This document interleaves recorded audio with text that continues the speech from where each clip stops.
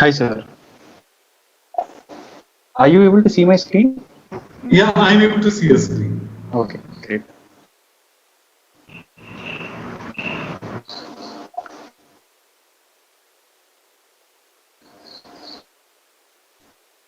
Just give me 1 second, sir.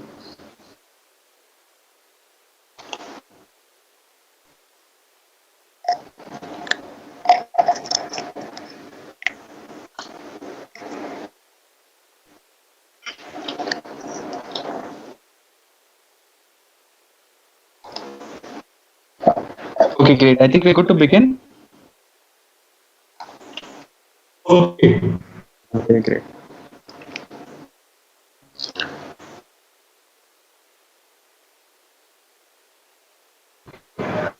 Good evening, educators.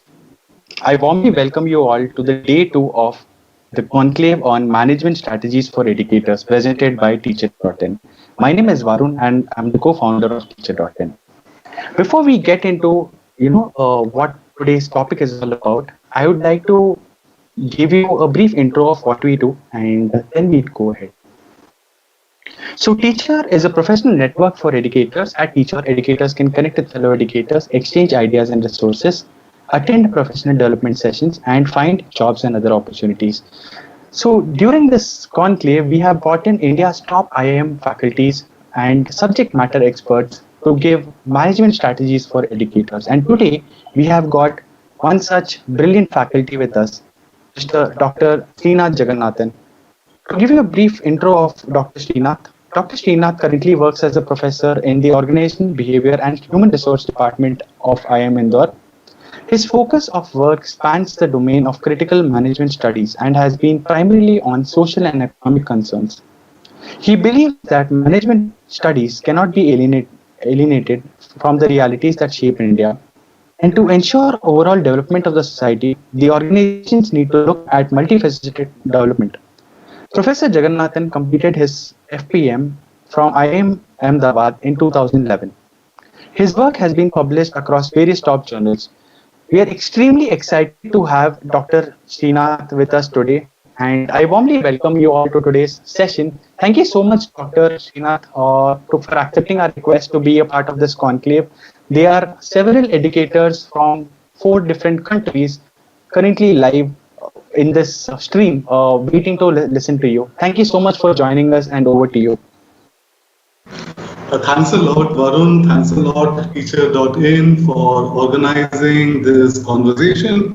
And I am very excited to join in this conversation and to engage with educators who are imparting education to several students at the school level.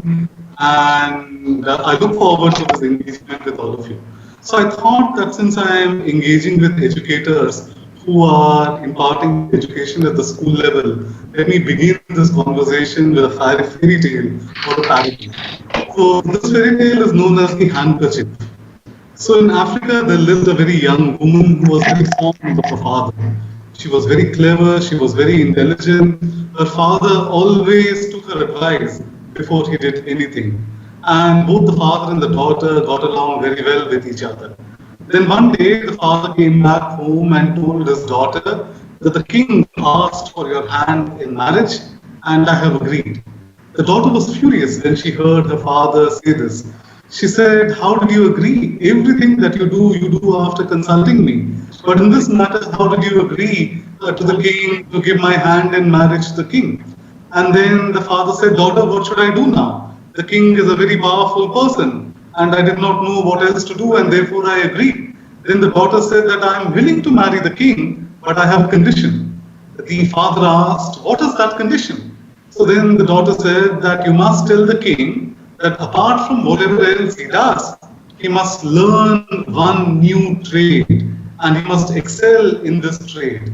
If he loves me, he will learn this trade and he will learn to excel in that trade. And once he learns the new trade and begins to excel in that trade, he can let me know. I will marry him at that juncture. So the father went to the king and the father told this condition that the daughter had to the king. The king agreed. And then the king began to learn weaving. and the king then wove a very good handkerchief. He began to learn weaving and he excelled in weaving. And then he wove a very beautiful handkerchief and he sent it across to the daughter, to this young woman, and then said and expressed his love to her. And the daughter was very impressed at looking at that handkerchief. And she said, now I am willing to marry the king. And so then the king married the young woman, and both of them lived happily with each other, and the kingdom was doing very well. Then once the king consulted her, how do I know if the people in my kingdom are happy or not? Then his wife told the king that if you want to know if the people in your kingdom are happy or not, then the only thing that you can do is to really live amidst them and go to them and live among them as one of them. Don't let them know that you're the king. And look how they are talking with each other. It's when you observe what they are doing and live amidst them as among them, it's then that you will be able to figure out whether they are really happy in the kingdom or not. So the king then took the advice of his wife and then he dressed himself as a commoner and then went away into the kingdom in the night and then began to observe what was happening there. And then at that juncture, he found that there was a cafe. And he thought, let me enter this cafe and then once I have some dinner in the cafe, I will be able to observe what people are talking in the cafe. So he entered the cafe. As soon as he entered this cafe, he found that he was locked into the cellar. And so therefore, the owner of the cafe had trapped him in a trap door. And the owner of the cafe said, I was looking for a slave. And at last you have come, and so therefore I have now trapped you as a slave, and you will do all my job as a slave, living in the cellar. The king was now afraid, and the king did not know how he would escape from there. So the king then told the owner at that juncture, that the owner of the cafe, that the queen of this kingdom likes handkerchiefs quite a lot, and I just know the design of the handkerchiefs that she likes. And so let me weave a handkerchief for you, and you take it to the queen, and the queen will give you a handsome reward. And so therefore the king began to weave the handkerchief. The king gave that handkerchief to the owner of the cafe. The owner of the cafe took it to the queen. The queen, immediately after seeing the handkerchief, knew that the king was in trouble. And this was his code of signaling to her that he was in trouble. And so therefore the queen gave a handsome reward to the owner of the cafe. And then the queen told her soldiers that let's follow this man. The king is in trouble and let's find out where the king is. And so therefore she began to follow the owner of the cafe along with the soldiers. The moment the owner entered his cafe, the soldiers raided that cafe and then were able to rescue the king at that point of time. So therefore what we are able to see over here is that this young clever lady insisting the king must learn a trade or a craft that's important for him, and only then she will be marrying him. Otherwise, she will not marrying him. At the end of the day, this new trade of craft that the king learned saved his life. And so therefore the point exactly is this, that when you're a king, you don't know whether your kingdom is going to last with you forever or not. And so therefore, if you know some other trade, you will be able to do that trade and survive. That was the logic of the young woman. And then because of the insistence that she made, she was able to save the life of the king on this particular occasion. The behavioral insight that I want to draw from over here, the organizational behavioral insight that I want to draw from over here is that in our engagement with students, the behavior that we need to push students towards many times is that students need to go beyond their entitlements. There are many times entitlements that they inherit from society. These entitlements could sometimes be even gender entitlements. So therefore boys, when they grow up into men, they feel that they are entitled to certain kind of behaviors in society. Now in school, at different levels in school, primary school, secondary school, there is a possibility of shaping these behavioral paradigms in important ways and thereby push students to go beyond their entitlements. Sometimes these might be class entitlements where students may come from rich families, and so therefore it becomes absolutely vital and necessary at all these junctures to be able to push students to go beyond their entitlements. The king in the story of the handkerchief was forced to go beyond his entitlement.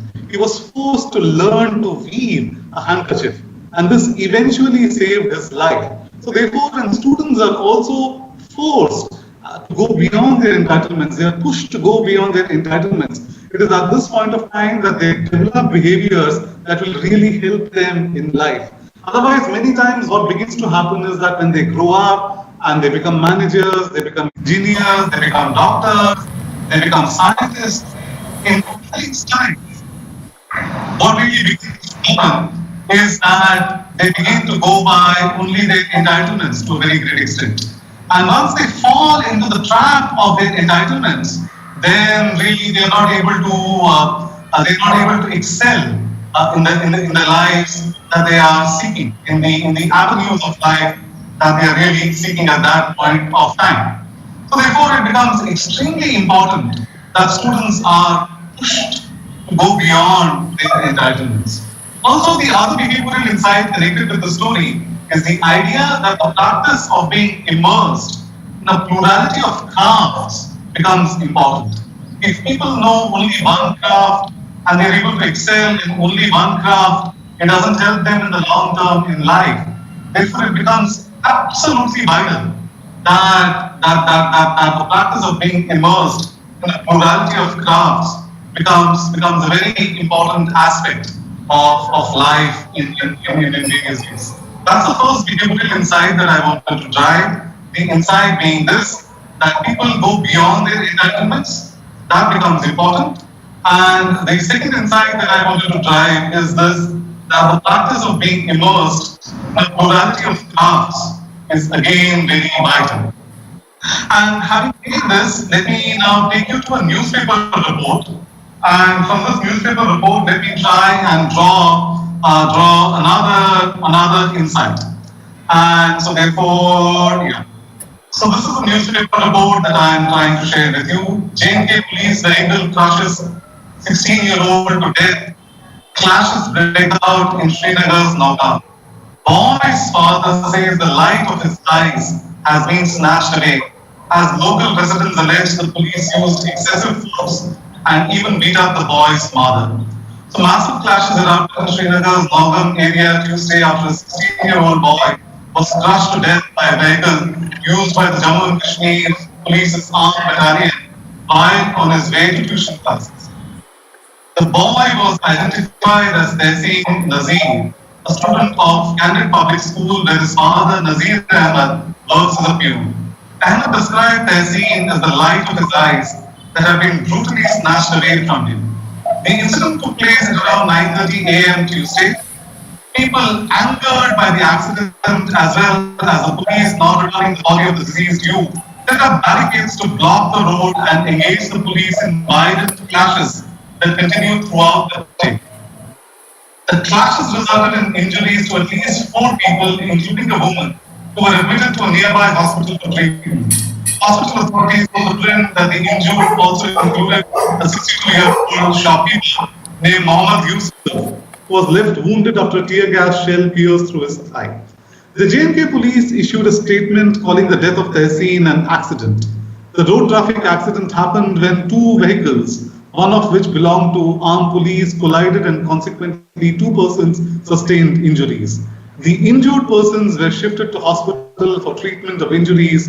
However, one of the injured persons, identified as Tehseen Nazir of Naugam, succumbed, while the other person injured continues to receive treatment at the hospital and is stated to be stable, it stated.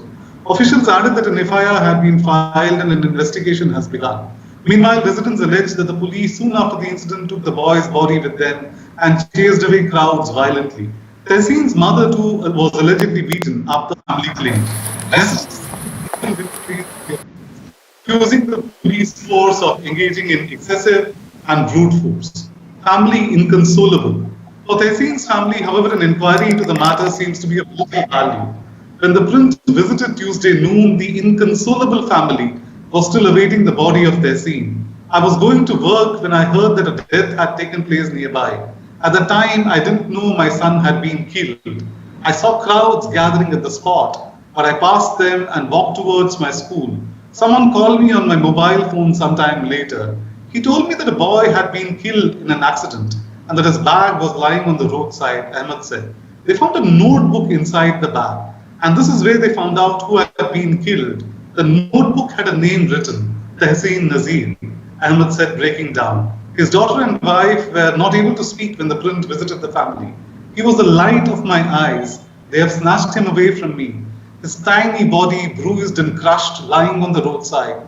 How alone and how cold must he have felt in his last moments. My heart broke into a million pieces, Ahmed added. A woman relative of the family who lives nearby and did not want to be named claimed the police caused damage to their homes. They killed an innocent boy and then entered our homes, breaking everything in their way. We don't have arms or stones, only Allah's justice. I hope those responsible for the death meet justice, she said.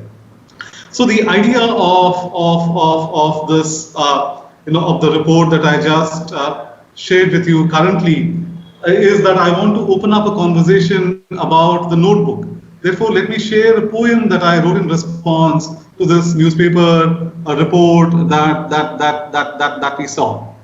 And so, therefore, let me just open that. Yeah.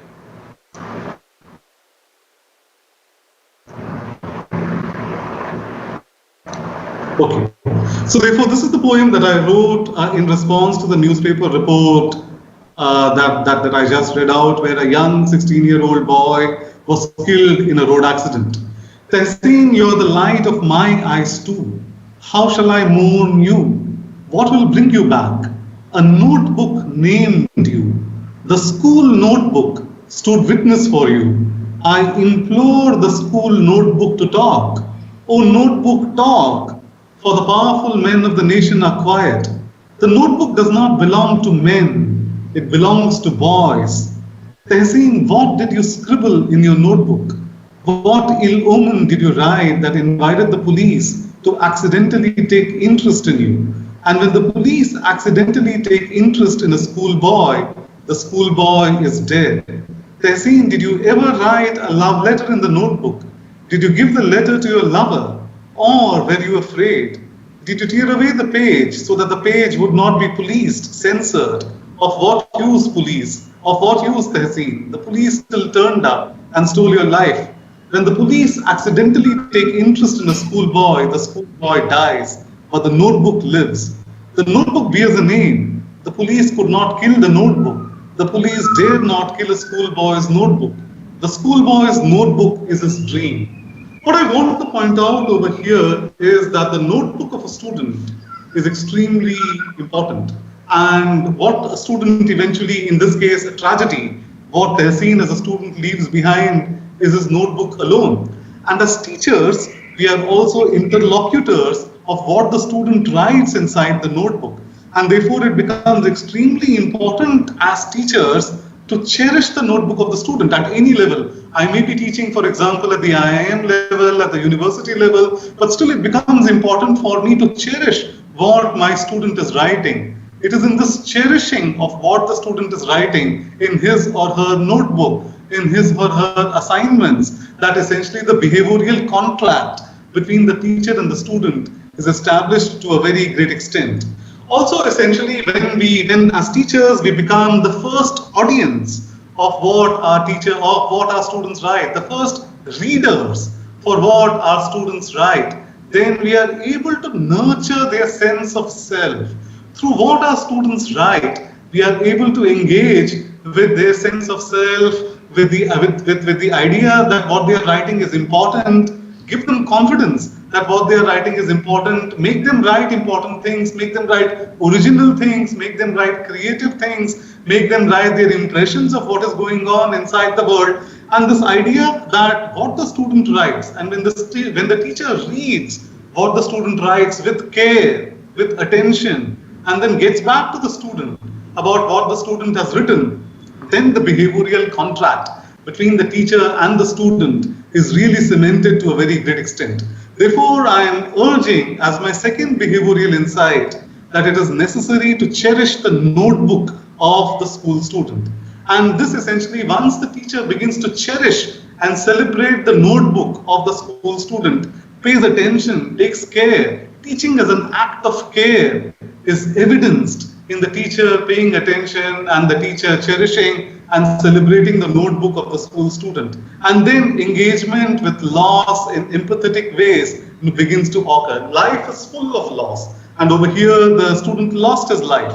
But the idea is that many such losses occur in life at different stages of life. The idea is to prepare the student to engage with the sense of loss that is central to life in empathetic ways. Then the student becomes a caring citizen when he or she grows up into the world in which he or she then begins to contribute. So therefore, I am urging as the second behavioral concept that we can then begin to draw is that teachers need to pay attention and be sensitive to what the student is writing. And by giving feedback, by paying attention to what the student is writing, then essentially there is a lot that can be achieved from this engagement with the student to a very great extent. That then leads me to what I want to describe as what is behavioral phenomena. What do we understand by the idea of organizational behavioral phenomena itself? So in an interesting paper published in the journal Organizational Research Methods in 2014, the researcher Michael Gill contended that phenomenology pertains to phenomena which can be consciously experienced by individuals. But it is interesting to ask, how do we understand conscious experience itself? For instance, what is our conscious experience of the nation, or the university, or a job? It may be contended that the conscious experience of the nation is with respect to the pride that we have in our nation and the well-being of the people who reside in it. Similarly, the conscious experience of a school is with respect to its reputation and the quality of teaching learning processes that occur in it. So therefore, what I'm trying to drive at is that organizational behavior or phenomena pertaining to organizational behavior are to a very great extent connected with conscious experience. What is the conscious experience that people have? And so therefore, the experience that people have of phenomena around them, this is what corresponds to behavioral phenomena to a very great extent. So therefore, the conscious experience of people, the conscious experience of students, the conscious experience of parents, the conscious experience of a variety of stakeholders then becomes important for us to connect with. It could be contended that the conscious experience of a job is in terms of the compensation received and the cultural enrichment obtained as a part of performing the job. However, there are several problems with such simplistic readings of conscious experience. For instance, the very notion of pride in the nation may be fragmented. A dissenter may argue that she will have pride in the nation only if the nation is a site where a festival of dissent, debate, and free discussion of ideas occurs. On the other hand, a cultural nationalist may argue that pride in the nation does not depend on dissent, but instead depends on the cultural legacy of the nation. What I'm trying to drive at over here, therefore, is that initially I argue that behavior, especially behavior pertaining to a phenomena, corresponds to conscious experience of that phenomena. And now, secondly, what I'm trying to argue over here is that it is very difficult to understand what conscious experience is, because conscious experience is not one thing, but conscious experience is multiple things. It can mean multiple things to multiple people. Therefore, conscious experience is diverse. Therefore, our understanding of behavior is also likely to be diverse. I might, as a teacher, feel that the student is behaving in a certain way. I might, as a teacher, feel that my colleague is behaving in a certain way. I might, as a teacher, feel that the parent is behaving in a certain way. I might, as a teacher, feel that the headmaster or the headmistress is behaving in a certain way. But then my reading of that behavior need not correspond to actually what that behavior is. And there might be diverse readings of that behavior. Therefore, conscious experience is not singular, but conscious experience is plural. And we need to be aware of this, that one particular reading of phenomena or conscious experience or behavior need not always be true. Thus, one conscious experience of the nation pulls us in the direction of singularity, while another conscious experience of the nation pulls us in the direction of plurality.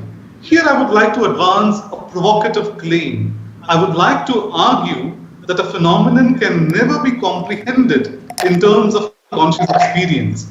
Conscious experience is often a reconciliation of contradictory fragments. For instance, I'm reminded of a Hindi film, and the character played by an actor called Siddharth Ray in this film. It was a popular Hindi film in the early 1990s. This Hindi film was known as Bazigar.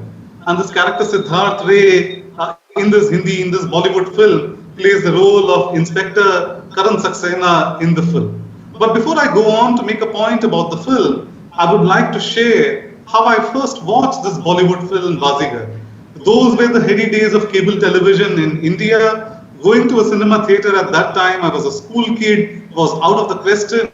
I did not have the money. I had to wake up to go to school in the morning. So watching movies in the night was forbidden. So the local cable television provider was always some sort of a trickster. He always used to get hold of prints of films which had released recently. He was the equivalent of torrents, which can be easily downloaded these days. The only difference was a sense of community. There was something known as the cable channel in those days in India. The entire neighborhood would have watched the same new film which the cable television provider had obtained using his ingenuity. Strangely, those were also the days in the immediate aftermath of economic liberalization in India. Strangely, those were also the days when we bothered the least about questions of piracy or intellectual property rights. Is there therefore a connection between markets and robbery? Does the opening up of markets legitimize thieves? I remember that as soon as the telecom markets were opened in India in the 1990s, there were huge allegations of corruption. What is the connection between markets and robbery? When we had no compunction in watching pirated films on the local cable channel, could we really have problems with the telecom minister demanding bribes from corporations? So therefore, the question that arises, seriously, do you believe the claims made in any advertisement? For example, do you think that by using Fair and Lovely, you will seriously become Fair and Lovely?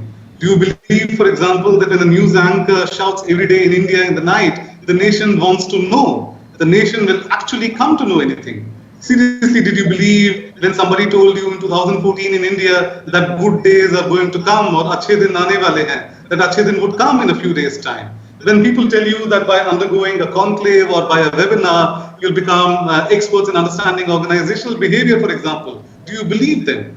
When you hear me tell you that you will develop some insight about organizational behavior in the 1 hour that you engage with me, do you believe my claim? The basic premise I want to argue of entering a market is disbelief. You can enter the market knowing that you may be cheated. Nobody knows this better than the stereotypical housewife in India. That is why she quibbles over every cent of rupee for some more vegetable, for some dhania, for some pudina, for some mint, for some leafy vegetable when she goes to the market. Returning now to the story of how I watched Bazigar, the Bollywood film. It's a tale of theft over another layer of theft. After all, that's the reality of the market. Multiple layers of theft. We did not have more than one room in our home during those days. My parents and I slept in the same room. My parents had asked me to go to sleep. They then switched on the television to watch the cable channel. I covered myself with the blanket. I could, of course, hear the sounds of the movie. I would also keep peering through the blanket to see what was going on the TV. My parents thought I was asleep, but I was watching as much of the film as I could. Similarly, ministers think that the nation is asleep, that the nation is watching the drama of theft unfold. To return then to the narrative of Inspector Karan Saxena in this Bollywood film Bazigar, there is a song that he sings towards the end of the film, and the Hindi lyrics of the song go like this: छुपाना भी नहीं आता, जताना भी नहीं आता, हमें तुमसे मोहब्बत है, बताना भी नहीं आता. So essentially, the idea over there is that it's a tale of unrequited love, and this character is saying that I am unable to conceal my love that I have towards you, but I'm not able to express the love that I have towards you as well. And so therefore, this is a phenomena of unrequited love manifesting itself. And this idea of being unable to express your love towards someone and also not being able to conceal your love towards someone, this idea is, of course, later in life, I would also feel the same several times until one time when I learned to speak what was in my heart. And I assure you, I have not repented speaking what was in my heart. But I wish to make a larger point. Chupana bhi nahi aata. I do not know how to conceal. Jatana bhi nahi aata. I do not know how to displace. Isn't that the predicament of every conscious experience? If we neither know how to conceal, nor do we know how to disclose. So this is what I want to return to in terms of behavior, experience, phenomena. That no matter what behavior we take, no matter what experience we are talking about, no matter what phenomena we are talking about, we never know how to fully disclose, nor do we know how to fully conceal. And that is the dilemma in which we are taught to a very great extent. The idea that we do not know how to fully conceal, and the idea that we do not know how to fully disclose. And no matter where, what the situation is, whether it be unrequited love, or any other situation. This dilemma, this contradiction, this tension between disclosing and concealing is central to behavior. Whenever we are speaking to anybody, we don't want to disclose fully, but neither can we entirely conceal what we want to hide when we are speaking to that person. This is the central contradiction, paradox, tension of organizational behavior, that we don't know how to fully disclose, neither do we know how to fully conceal. Therefore, I argue that conscious experience is a reconciliation of contradictory fragments. For example, I teach in a management institute, and we admit students to a 2 years master's program in management. And I often joke along with my colleagues how the admission interview for a master's program is a two-way joke. The faculty member sitting on the other side of the panel thinks, when interviewing a prospective candidate, am I going to teach this idiot in a couple of months' time? The candidate is simultaneously thinking, is this idiot going to teach me in a couple of months' time? And soon, in a couple of months' time, both the idiots meet and learn to engage with each other in the spirit of coexistence, pretentious civility for a couple of years. The idiots learn to transform the two-way joke into a two-way trope of seriousness. One pretends to teach and the other pretends to learn. The university, the management institute is after all serious business. And after all, as Karan Saxena in the film Bazigar would say, Chupana bhi nahi aata, jatana bhi nahi aata. I don't know how to conceive, I don't know how to disclose. That leads me to my first disappointment with how organizational behavior is generally conceived. So, behavioral phenomena is the experience of contradiction. But many times psychologists contend that behavioral phenomena are connected with conscious experience. But how can experience be conscious of contradictions and get lay claim to the articulation of a unified experience being credible?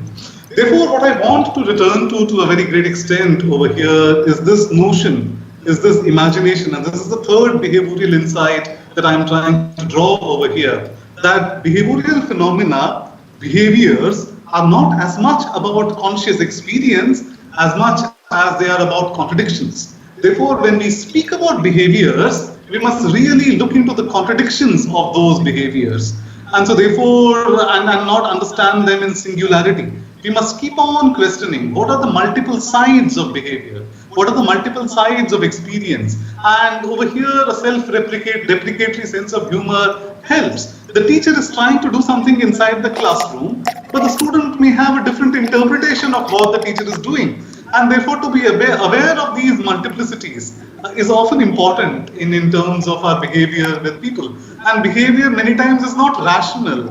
There are many emotions, many irrationalities that inform organizational behavior of what a student does, what a colleague does, what a supervisor does, what a parent does. And it is necessary to acknowledge this multiplicity, is what I am trying to point out over here.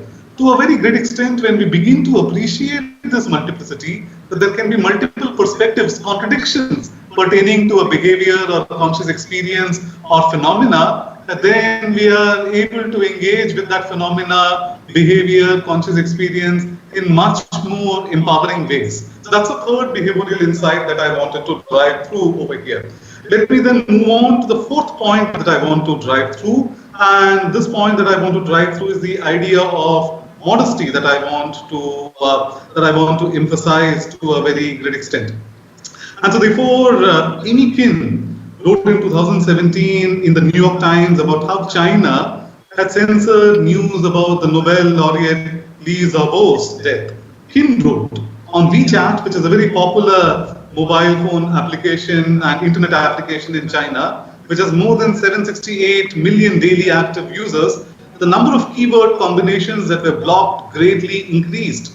Additions to the blacklist included general references to his death like Jabo plus died in Chinese and in English, and even just his name, Yu Jabo, effectively censoring any messages that mentioned him. In a conventional sense, attempts at censorship are an exercise of power. The state yearns to control the narratives that can be heard by people. Now, censorship does not only happen in nation states, censorship happens at multiple levels. It happens inside the classroom, it happens inside the family, where we censor ideas either consciously or unconsciously. And I really want to talk about this behavior of censorship because when we begin to censor people's ideas, people's questions, particularly students' questions at a very young age, then we really inhibit their evolution. And so, therefore, in order to allow people to grow, in order to allow students to evolve, it becomes necessary that we shift the classroom away from an atmosphere of censorship to an atmosphere of curiosity. So the state often wishes to determine which stories will be told and which stories do not have a place in being told. It is interesting to ground the discussion about censorship in another old Rishi Kapoor Bollywood song, and that Bollywood song goes something like this: "Khullam khulla pyar karenge hum dono." The idea is that we will love very openly. Is दुनिया से नहीं डरेंगे हम दोनों. We will not be afraid of this world. प्यार हम करते हैं चोरी नहीं. We are engaging in love. We are not engaging in robbery. मिल गए दिल जोरा जोरी नहीं. So therefore, hearts have met. What can be done now? हम वो करेंगे दिल जो कहे. We will do what our hearts tell us. हमको जमाने से क्या? What do we have pertaining to the world? So that's how this old Bollywood Rishi Kapoor song goes. In this context, it is interesting to ask whether love constitutes a break against censorship. I would like to argue that love only provides the pretense of a break. The characters embodied by Rishi Kapoor and Neetu Singh in the song may believe that they are rebelling against society by expressing their love in public. However, their love forms a narrative of consumption. It is a narrative filled with possibility, but it is a narrative that does not know yet the potential of its own darkness. I want to argue over here that every narrative has a dark moment associated with it. So therefore, anything positive that we claim to do or anything positive that we are attempting to do will also inadvertently have some negative consequences. And it becomes necessary in behavioral terms for us to be cognizant of those negative consequences. The romantic love of two people is dark and reiterating what it excludes. At least the romantic love of Rishi Kapoor and Neetu Singh in the song and in this film excludes the hierarchical darkness of caste, class, age, and sexuality. What about the fresh energy of the freedom that they espouse? What about the fresh energy of freedom that Pandit Jawaharlal Nehru espoused in 1947 when he said, long years ago we made a tryst with destiny, a very famous Independence Day speech that is often remembered in India. But today, Pandit Nehru is not received in the same positive sense that he was received in 1947. Public declarations of freedom are fraught with the darknesses that they ignore. This song as well, Khullam Khulla Pyar Karenge, ignores the darkness of a time that may be still. In Khullam Khulla Pyar Karenge, time is in motion. Time moves in the declaration of love. Elsewhere, in other declarations of love, time can be still. When do we want time to move? We want time to move when we are afraid of boredom, melancholia. This often happens inside the classroom, it happens in staff meetings, it happens in department meetings, it happens in other meetings that we are engaging in. There is boredom. And so therefore, when we are bored with these meetings, we want time to move. We are afraid of time that is still. We are afraid of melancholia. Being afraid of melancholia is part of an organization, of a behavioral concept, of a video gameness of the contemporary. We have all entered into a video game sort of experience of social media, of various other kind of media in which we are engaging. We see constant motion, but the motion is also indicative of a fear of stillness, of a failure to negotiate that which is still. It is the erosion of intellectual capacity to be still, of the failure to live in a time we may no longer be enchanted by. And so therefore the idea is that how do we embrace stillness? How do we embrace boredom? How do we embrace melancholia? This becomes important as a behavior in our educational processes. Many times things which are boring, for example, for many of us as teachers, evaluation may be boring, grading may be boring. reading through answer scripts, reading through assignments, may be boring. But embracing something which is boring and then being careful, being attentive of that which is boring, essentially becomes important in today's times where everything moves. And therefore, when things are constantly in motion, it is that kind of world that we have become attuned to. There is instant communication, either through social media, through Facebook, through emails, through telephones, through WhatsApp, and so therefore we are living in this media saturated world. But then it becomes important for us to understand that many things that we will do will be boring, and it is in these boring things that real value sometimes, many times, begins to lie. Is the argument that I'm trying to make over here. So our fear of a slow time, our fear of the craft of the lecture, our fear of the craft of a slow narrative, our fear of a slow transformation, our fear of hearing the narrative of the accused, for example. Similarly, Pandit Nehru was talking about a time in motion in India. During the same time when Pandit Nehru was declaring India's independence, another freedom fighter, Mahatma Gandhi, was fasting in Calcutta. There was violence occurring in India during the time of independence, and Gandhi was fasting so that this violence would come to an end. There was the stillness of violence, the stillness of many voices which could not speak, the stillness of inheriting a colonial state which was still likely to be distant from citizens in many ways. Thus, public declarations of love can be understood as a rebellion against orthodoxy. But there is another way in which public declarations of love can be framed. Public declarations of love can be framed as a slow denaturalization of the enchantment of youth. Khulam Khulla Pyar Karenge, the Bollywood song, Rishi Kapoor song, is a youthful song which naturalizes the metaphor of youth. What about the beauty of old people expressing their love for each other? The slow denaturalization of the enchantment of youth will also mean that we will need to embrace other forms of modesty. When we denaturalize youth, we also denaturalize what is present. We can think of pasts and futures. We can chart our existence against this vastness of time. We then frame love in times of a modest existence within a larger vastness. The denaturalization of the enchantment of youth involves a posture which embraces multiple kinds of energy. The necessity to listen to an older energy is an invitation to reflect. Modesty is also an invitation to reflect. It is slowing down of glitter. Censorship is aimed against the modest because power does not want to slow down. So broadly, what I am emphasizing over here is the need to embrace modesty, the need to embrace a slow march of time, to give up an instant imagination of time, to give up the idea of youth as the central imagination of life. Old people are important, and to engage with old people, to teach our students to be able to engage with old people, to prepare them not only for their youth, but also to prepare them for old age. In school, if we don't prepare students for their old age, and if in school, if we prepare students only for their youth, there are going to be consequences of how they grow up then. There are different phases of life for which they need to be prepared. So therefore, boredom needs to be embraced. A slow movement of time needs to be embraced. And so therefore, that's the fourth behavioral insight that I wanted to drive through over here. So let me just reiterate the four behavioral insights that I have been able to craft over here, and then we can have a discussion pertaining to your questions and observations. So first, I told you the story of the handkerchief, and by telling you the story of the handkerchief, I wanted to emphasize the behavioral insight of going beyond entitlement and the practice of being immersed in a plurality of craft. I must excel not only in one craft, but I must excel in multiple crafts. And I must go beyond my entitlement. That entitlement may be gender entitlement, that entitlement may be because my parents are rich, and so on and so forth. But I need to go beyond my entitlement to a very great extent. The second behavioral insight that I emphasized was the notebook. And I emphasized that as teachers, we need to pay attention to students' notebooks and what students are writing, and to be careful about what students are writing, to be the first reader of the student, to empathize with the student, to celebrate what the student is writing.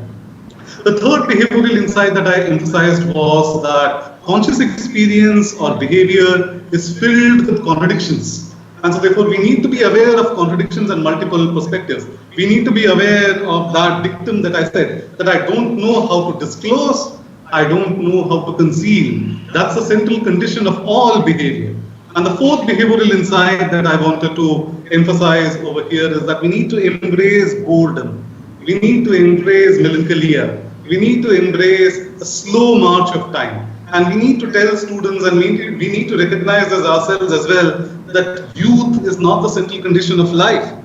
Being older and so therefore growing old is also an important condition of life. And so therefore to be prepared for all these conditions of life becomes important. So therefore those were the four behavioral insights that I wanted to emphasize. And I believe that people who are able to absorb these behavioral insights are able to leave a mark on students' minds, they are able to leave a mark in the academic world, they're able to leave a mark with their colleagues, they're able to leave a mark with their friends, they're able to leave a mark with their families, they're able to leave a mark with the societies and nations in which they're living, and they're able to contribute in holistic ways to the environments in which they are situated. So I will stop over here currently, and I will let Varun take over, and Varun can then, if there are any questions, any suggestions, then we can have that discussion.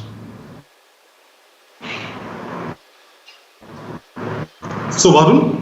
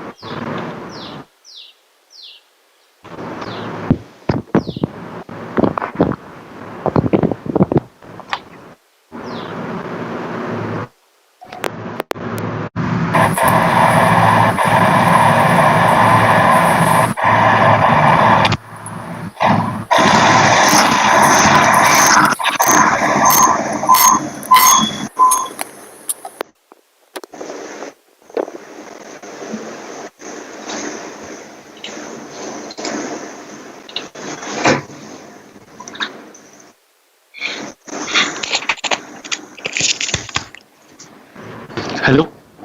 Yeah, hi Varun. Yeah, hi, sir. Sorry, there was some problem with my audio. No, no Yes, yes. problem. If there are any So, questions, I'm willing to take them. absolutely, absolutely. That was a wonderful set of insights that you shared with regards to the behavioral insights. We have got a couple of questions from the teachers. The first question is from Miss Beena Thomas. It reads out something like, "What is your message for youth of today? How to understand their behavior, or what should be our behavior towards them?" So therefore, my first engagement with the youth of today is always going to be this: that being young is only going to be one phase of life, and this phase of life is marked by changes which happen very fast. And so therefore, you complete your education, you move on to your job, and there are rapid changes that are taking place in your life when you're young. But then life does not end with the speed. And there are going to be many phases in life which are going to be very slow. So, for example, young people at some point of time or later may marry in their lives, they will enter a job. In this job, they may face conflicts with their bosses, with their colleagues, and then so on and so forth. So, for example, say a young person may join the IAS or the IPS, but after joining the IAS and IPS, may the Indian Administrative Service or the police service, may become a bureaucrat, may become an officer, but may find many conflicts after joining this place. So therefore, my message to the youth of today is always going to be this: that be prepared for boredom in your life. Be prepared to experience melancholia in your life. And be prepared for phases of life where speed is not of essence, but endurance is of essence. Things may not change very fast, and so therefore things may change very slowly. Once you join an organization, you will have to be prepared to wait for a very long time inside that organization to be able to make a mark or to be able to contribute. So therefore, the sense of embracing boredom, because still youth of today are used to a video game culture, a Facebook culture, a social media culture, a very fast life culture in that sense. So I would like to emphasize the fact that time needs to be slowed down for them. And as teachers, I believe that we also then, as we can act as role models when particularly we engage with what they write, their assignments, the answer scripts very carefully. And when we read them carefully, when we give them detailed feedback, then we are emphasizing to them that the little things matter in life. And we ourselves are very attentive to life. And so, therefore, when we emphasize the sense of attention to them, I believe we will also be able to build in them an attentiveness to whatever they are able to do, and not merely a speed in whatever they are able to do and achieve. Wow, that's very interesting insight, as you say. There's another question from Mrs. Thomas to follow up. It reads out something like, I have observed that most creative students usually have a bad handwriting. Is that true? So this need not always be true that creative students have bad handwriting, and let me therefore try and sketch two or three behavioral reasons for bad handwriting. And the first reason for bad handwriting, which often emerges, is the fact that nobody paid attention to their handwriting. Nobody paid attention to their, nobody paid attention to their handwriting when they were young. And so therefore, nobody pointed out, nobody helped them improve their handwriting when they were young. And when they became older, it becomes then difficult at that point of time to change handwriting. But when you're older, even if you cannot make your handwriting beautiful, you can make your handwriting legible. That at least is something that teachers can still emphasize to students, that you may not be able to make your handwriting look appealing, aesthetically appealing, calligraphically beautiful, moving, but still you can make it legible. So therefore, one reason I believe is that feedback has not been given to these students. That at a young age, when the feedback was necessary, maybe people at home were very occupied, and people at home, parents or whoever else was guiding the student was not able to give appropriate feedback to that student when the student's handwriting was developing at that particular point of time. So one of the reasons I feel that why bad handwriting emerges is lack of feedback. The second reason why I feel that bad handwriting emerges is that students don't enjoy the act of writing. They don't derive joy from the act of writing. And so therefore we will have to make it joyful. And in order to make the act of writing joyful for them, much of what we emphasize many times in terms of rote learning will have to go away. And students will have to be encouraged to write for fun. And when students begin to write for fun, and there is a sense of joy in terms of what they are able to do, I believe that handwriting will automatically begin to improve at that stage. So therefore, I feel that creativity and handwriting, there is no necessarily direct correlation between the two. And I would like to believe that it is the lack of feedback and sometimes the lack of joy, the lack of fun, that essentially leads to bad handwriting emerging. However, there are some students who are eccentric and creatively eccentric, I mean, over there. And these creative eccentricities might also then mean that they're thinking very fast. And when they're thinking very fast, they're not able to put down on paper their thoughts at the same speed, because writing takes place more slowly. So their thought process is very fast, but writing is taking place more slowly, and for them, therefore, the handwriting may become bad. So to this extent, I would like to agree with Madam Thomas, but that you're thinking fast. Some creative students think very fast, and they are not able to put down their thoughts at the same speed, leading to bad handwriting. But I would also then tend to believe that there are other reasons as well for bad handwriting, which is lack of feedback and lack of joy. Wow, that's very interesting, point of view. Because you mentioned the gamification aspect of it, one of the questions that actually popped up was, when we talk about these, regular tasks that are given for children, be it completing notes or completing homework or, the generic set of tasks, how can teachers make it more gamified, in the sense, how can teachers motivate students in completing, simple tasks like completing notes, or, mostly students really get bored, and definitely there's no joy involved, like you rightly mentioned. So what is your thought on that, sir? So I feel that sometimes many of these things, when they happen There can, of course, be no single strategy over here, but I would tend to believe that two or three strategies work in these matters. So one strategy, of course, is to enable the student to do a task in his or her own way.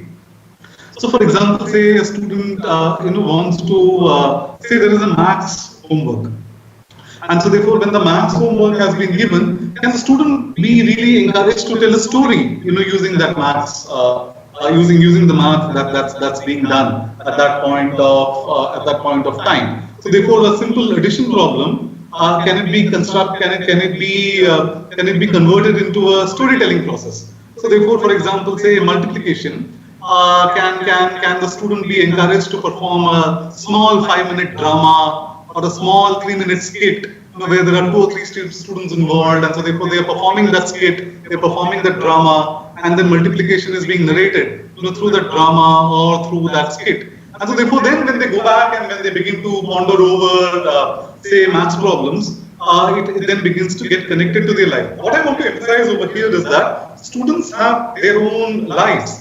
And many times the education that they receive or the concepts that they receive from their education are not connected to their life. Say, for example, water for a child coming from a slum, a student coming from a slum, may have a certain meaning. And so therefore, for the student, if we then begin to describe water in the form of beautiful rivers that are flowing in particular places, or water in very beautiful lyrical imagery, to the student it may make no sense. And so therefore, water for the student coming from a slum has a certain life meaning. And so therefore, we have to connect to these life meanings of students. Sometimes it's also therefore useful to ask that when we narrate a concept, say a mathematics concept, or a science concept, or a language concept, or a history concept, or a geography concept, to ask the student what comes to your mind when I tell this concept to you, and when I share this concept to you, because then it begins to tell us about students' lives. And then the moment we begin to connect to their lives, and then of course creative methods can be used, such as drama or storytelling or various other ways. Then everyday tasks like homework or notes then begin to take meaning. And so therefore the idea also would be that in school we have drawing classes, we have painting classes, we have craft classes, we have physical education classes, but all of these things appear to happen in silo. So that's where a maths teacher will need to coordinate with a physical education teacher, or a maths teacher will need to coordinate with a drawing teacher, or a maths teacher will need to coordinate with a crafts teacher to understand how essentially crafts can be used to drive maths. And so therefore tasks can be given in combination, in conjunction, but where the craft teacher and the maths teacher are giving a joint task over there. At the end of the day, many times in India, students don't learn skills with hands. They are not able to do craft, they are not able to do the small little things at home very well. Students must also start participating in their household activities little by little. And so therefore they must in small little ways they can help out in gardening, they can help out in various other, in whatever ways inside their homes. So therefore craft, physical education, when we begin to give combined tasks and give maths in intersection with PT, maths in intersection with craft and drawing, I think then tasks become important, and hand skills, where students really begin to do something using their hands. That also then begins to become important, and therefore dignity of labor also is a lesson that we are able to drive into students at that juncture. Right. That is, very important pointer. Like you rightly said, sir. I honestly, right now on the holistic level, I do not think education is being imparted, and that is precisely the reason why students have specific, favorite subjects in comparison to an overall, understanding. Moving to the next question, it is from uh, Karnataki Kavya ma'am. It reads out something like, "How can we make a silent kid active in class?" Oh, okay. A kid who's not really interactive. Yeah. Yeah, so often meaning the idea of engaging with silent children would also be that, for example, can really teachers spend time after the class hour? For example, say there might be a 15-minute recess or a 10-minute break between classes. So therefore, rather than going back to the staff room at that juncture, can the teacher can stay back inside the classroom? and then at that particular point of time engage with students in informal ways during that break, in that informal atmosphere of the recess or the break, not the lunch break. The lunch break is not a good time, but there might be smaller breaks between classes, a 10-minute break or a 5-minute break which might exist between classes. If these breaks don't exist, it's good to introduce them in the timetables in schools. To speak to school administrators and introduce small breaks between classes. When these small breaks exist between classes, there is an informal socialization which takes place. So particularly for silent children, it's good for teachers to stay back during these breaks, speak to a lot of students, and then speak to these silent children as well in these informal atmospheres. Sometimes when teachers stay back and speak to children in these informal atmospheres, informal socialization, beginning to take place, then even in the formal atmosphere of the classroom, these children may start speaking up. So therefore, sometimes for teachers must participate in the break activities of children, particularly to encourage silent children to speak. That often helps the self-esteem of these silent children to be recognized, to be marked out in an informal conversation, and to find warmth from the teacher in an informal conversation, and that sense of informal warmth which comes from the teacher in an informal setting, like a break, or it might sometimes be a picnic, it might be sometimes be an excursion, which the student has been taken to. These informal class. So therefore, when suppose if there is an excursion or a picnic, then a child who is quiet, the teacher can make it a point to sit near the child in the bus or in the transportation, when going to the excursion or to the picnic, to provide informal warmth. And that sense of informal warmth and recognition can really enhance the self-esteem of a child, and can make a silent child participate to a greater extent in many formal activities. Wow, that's great.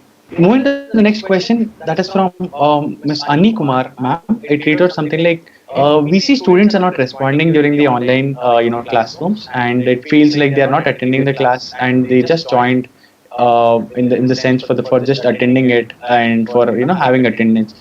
But how can teachers actually engage students online? Because engaging offline is definitely has its own aspects. But how can teachers engage with their students online? This is a very important dilemma, and I share this dilemma that this is not only true of school students, this is also true of graduate students, and I also face this difficulty, this problem, and sometimes I'm not sure whether I'm speaking to a blank screen or am I really speaking to interested, engaged students in that sense. So I believe over here, therefore, when we begin to speak about engagement with students, then that engagement really comes about by perhaps to increase the engagement. Some things that I have done, and they may work at the school level as well, is to really pose a very interesting puzzle or riddle before the class. So therefore, before the class begins, the puzzle or riddle or story whose climax is not known, whose ending is not known, has been shared with the students. So there is a teaser. So meaning essentially with respect to online spaces, the class also needs to be branded. Each session then needs to be branded. What's going to happen in that session? Essentially, the idea is that any online content is competing with other online content, which is movies, which is YouTube, which is social media and everything else. So therefore, education content is also competing with that kind of content. And so therefore, online classroom, therefore, is a different space than the offline classroom. And the online classroom, therefore, needs to have some element of branding done along with it.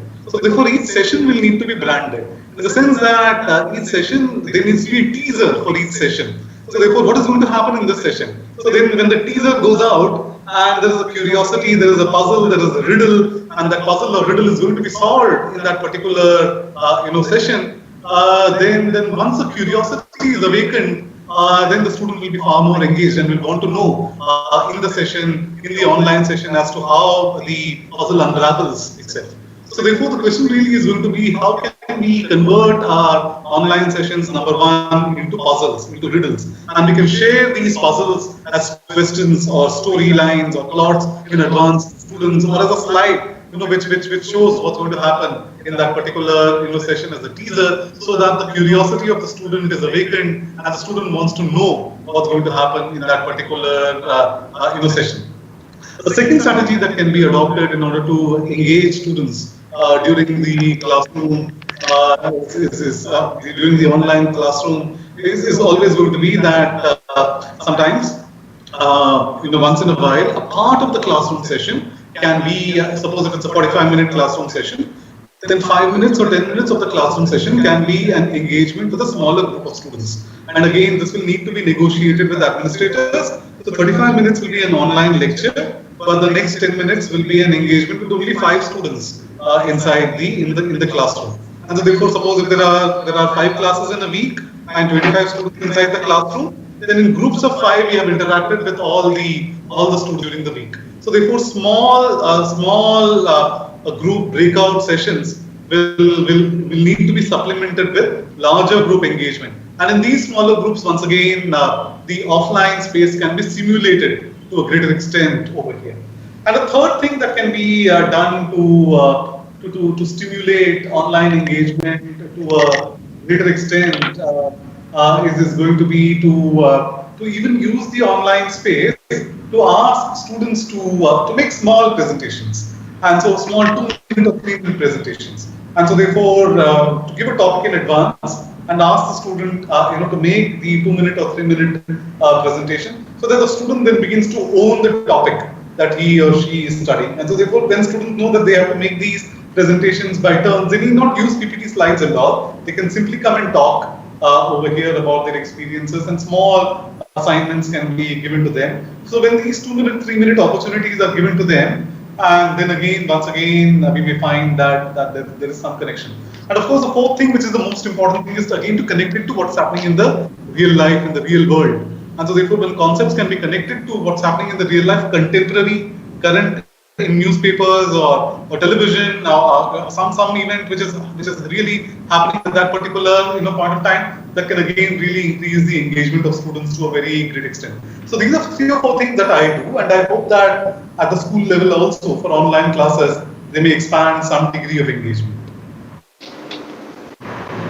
Right. It's pretty interesting that you mentioned that every online content is actually competing against all the movies and everything, every sort of entertainment content that is available. So a follow-up question for this would be that when you speak about gamification, this is from another teacher. It reads out something like, uh, when you talk about the competing aspect, a lot of children right now are hooked to games like Pokemon or GTA 5, and teachers cannot obviously come up with this level of gamification to explain things, and probably when in comparison for a child who's a user of this for the assignment or the game would be far more interesting. So how can teachers compete against such content, and would gamifying it even serves the purpose then? So I saw a very interesting experiment in a school in Kerala where they are using augmented reality in their teaching. So therefore, when the teacher is teaching, an elephant actually appears inside the classroom beside the teacher. A cow or a buffalo really appears beside the teacher. So that's something very interesting. But I'm not sure whether everybody would have the augmented reality capabilities. All schools would be able to adopt these augmented reality. So if that's possible, that's great, because that's one level of gamification that's immediately relevant and exciting and enthusiastic. However, if that is not possible, then more conventional strategies still work. So therefore, for example, many students will remember some jokes from their school life or from their college life to a great extent. They may not remember what was the academic content, but they'll remember the joke. And so therefore, the idea is that humor is still important. And so therefore, if we can still bring in, but this is again connected to the personality of the teacher. If the personality of the teacher gives a free flow to humor, and the teacher is able to embed humor in what she is trying to teach, then of course there's an immediate level of attention that the student follows. Also, we need to recognize pressures on students to sit before the mobile phone or the computer for 4-5 hours and pay attention is more difficult than to be inside the real physical classroom.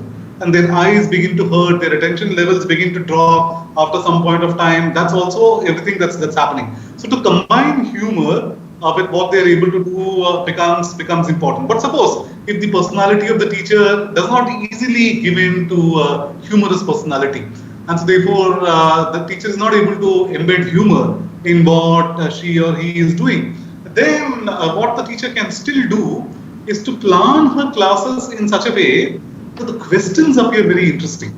So in each class, the teacher might attempt to answer 3 or 4 questions. And those questions must be very interesting questions, must be posed in a very interesting way.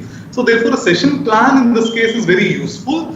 And in this session plan, there must appear some at least 2 very interesting questions that every student, on seeing those 2 questions, wants to know what's the answer to that to those 2 questions. And so therefore, to be able to frame those questions which are interesting, exciting, can still draw the student in to a very great extent. Then the student will still sit in and watch and want to hear, the answer to those questions. So, for example, say in history you might be teaching something about Shivaji. The textbook may give ordinary commonsensical knowledge about Shivaji to a very great extent. But by doing a little bit more research on Shivaji, by reading a little bit more, you might come across 1 or 2 very interesting questions about Shivaji which others might not know. And so therefore this answers to these questions might be very interesting to students in various ways. So therefore, even if humor is not possible, but to frame the class that we are teaching in the form of 1 or 2 very interesting questions, and to share those questions in advance, that these are questions that we will address in class, might still be very useful, for the student too, because the human mind is energized by questions.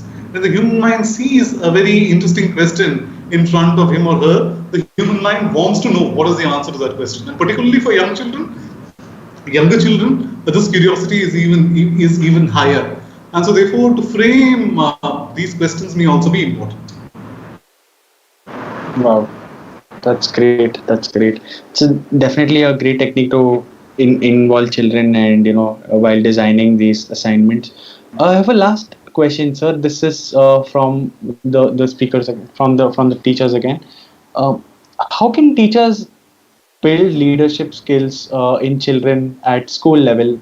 Like I am sure you at postgraduate level would definitely be involved in grooming a lot of leaders who would end up becoming CEOs or CXOs at multiple firms. But how do you instill that drive in children at such a tender age and such an impressionable age? So the idea again is to, I would say that to do a lot of work in coordination with physical education teachers, PT teachers. So games that children play, these may be very simple games. For example, police and thief. So in this game, typically some children become thieves, some person becomes police, and so therefore they are chasing each other, and all those things which are happening on the ground.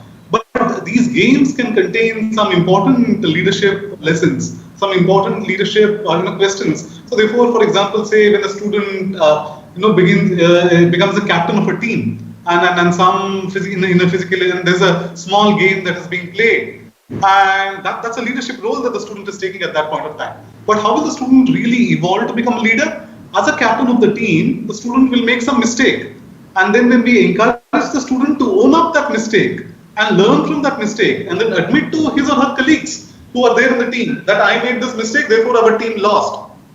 It is this recognition of that mistake, when the concept that the leader can make a mistake, and because of the mistake that the leader makes, other people are affected. This concept is very important. And when the child learns that at the school level, in playing these games, small games, 5-minute, 10-minute, 15-minute games, then essentially a lot of leadership skills can still evolve from there. And of course, then the captain of the team can change, somebody else takes over as captain. And so therefore, and then even as a player, how do you contribute to the team in various ways? So to involve them in many team events, or it could be a science project where 4 or 5 people are making a science project. And so therefore, then through making the science project, once again, some leadership skills begin to emerge from there. And then the third is to provide them with role models. So therefore, once in a while, have alumni of the school or some other interesting personalities come into the class and talk. Not only to the school and talk at the larger stage with 300, 500 students, that's a large scale talk, but even in a smaller classroom, 25, 30, 40, if an alumni of a school can come and talk about what he or she is doing, and a role model can be presented to the student. Also, what a teacher can do is that when a teacher has taught in his or her experience several hundreds and thousands of students, and they know some good students who have passed out, so they have to remember these students and they present these students as role models to the current class. Then these role models also inspire students. Children are often inspired by role models. And so therefore, one is small games that they play in their physical education classes and where they own up responsibility for mistakes that they are committing and then so on and so forth. And they begin to learn and evolve as leaders. The second is to present them role models, so alumni conversations, or for example, when teachers begin to describe these role models to these children. So that then the children begin to aspire to be like them. Then the child will think that the teacher is describing a person who passed away from the school 5 years ago, who meaning was or 10 years ago. But the teacher remembers him or her. So therefore, I want to do something that the teacher remembers me also. And that becomes a very important aspiration for the child. And the child wants to do something that the teacher will remember her, and the teacher will tell a story about him or her to another class 5 years or 10 years down the line. So therefore, this kind of role modeling also works in building leadership aspirations and leadership skills for children and students. Wow, that's an incredible way of building leadership. I believe. So yes, thank you so much, Dr. Srinath, for the wonderful session. It was filled with insights and a lot of pointers for teachers. You've shared some amazing analogies today. I personally loved them, and on behalf of the team, thank you for sharing your knowledge with the educator community. We have teachers from over 4 countries watching this as of now, and they have enjoyed learning from you. I am sure they would be taking up all these pointers and takeaways that you mentioned and would be implementing them within their classroom, and there'll be a direct impact of everything.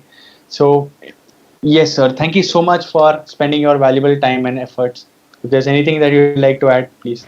Oh, absolute joy, and I really enjoyed listening to those questions, and it really provided me an insight into an educator's mind and the educator's challenge in contemporary times in school education. And it was wonderful to interact with them and learn from them. Their insights, their challenges pertaining to their everyday experiences in these schools. Thanks a lot for providing me this opportunity to engage with the community of educators.